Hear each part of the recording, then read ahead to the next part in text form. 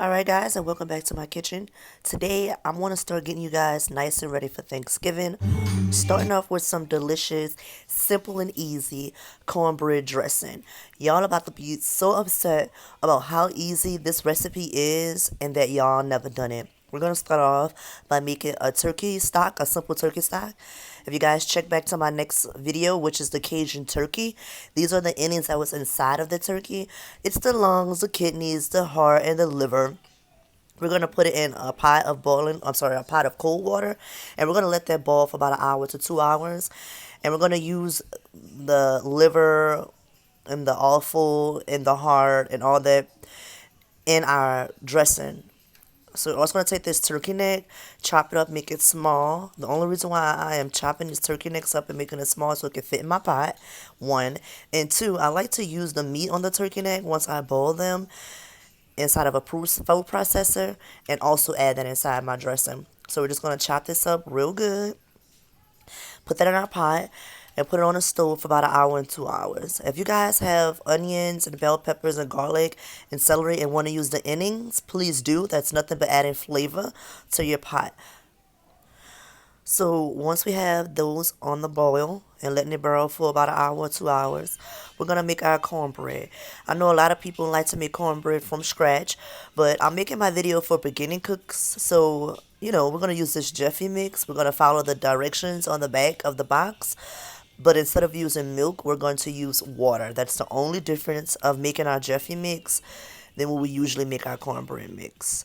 This is the way I'm teaching y'all how to do it. Don't feel bad the fact that you're using boxed cornbread. It's still delicious. So we're going to mix it up really well. You guys see my baking dish? It's kind of huge for how much cornbread I have. But I want to just use one pot when making my cornbread and my dressing. So I'm just going to mix this cornbread up. And I'm going to put it in this pot. And I'm still going to let it bake. So I already have a turkey in here because I'm making turkey. So the oven is on 350. The box of Jiffy Mix calls for the cornbread to bake at 400, but we only have one oven, right? And that happens to a lot of people during the holidays. You only have one oven and you're cooking so much, and it's okay to cook it on a lower temperature. Just know that it's going to take a little while to cook. So instead of the 20 minutes, it's going to be about 30 to 45 minutes to cook this cornbread till it's cooked all the way through. Yeah, so this took about 35 minutes to get a nice golden crust around it where I felt it was cooked all the way through. I took my finger, pressed it. You guys see where that little dent is by the red oven mitts? I pressed it. It sprung back just a little bit. It was cooked all the way through. That's all that mattered to me. Now I'm going to take and break my cornbread mix up really well. We don't want any chunks in it. You try to get as fine, crunched up as you can. My pan is hot because I'm using the fresh cornbread. That's another thing I go by. I like to use the hot cornbread. I don't want to make it a day in advance. That's too much work, right? And we want our Thanksgiving to be simple and easy. So we're going to make our cornbread and the cornbread dressing right in one whip. So we're just going to take our cornbread, crunch it down as much as we can. We're going to take our stovetop dressing, which is also seasoned, and put that whole pack of stovetop dressing on. Then we're going to give it a good mix just to incorporate the stovetop stuffing and the cornbread together. So we're going to make sure that it's all evenly mixed in. And then we're going to add our hot turkey broth that we've been boiling for about 2 hours. So they got nice and soft. You guys see I got a food processor on the side. That food processor I'm going to take and blend up all my offals, which is my liver, my hearts, my lungs, and everything for the turkey. And we're going to add that to our dressing. But first, we're going to add the water to our dressing and make it, because you got to cook that stovetop dressing that was on top, the stovetop stuffing that we use. So we're going to use that hot boiling turkey broth. Let me show you guys. So if you made the broth like you're supposed to, which with the onions, the bell peppers, and the garlic innings and the celery innings, then you want to strain your broth before you add it until your dressing.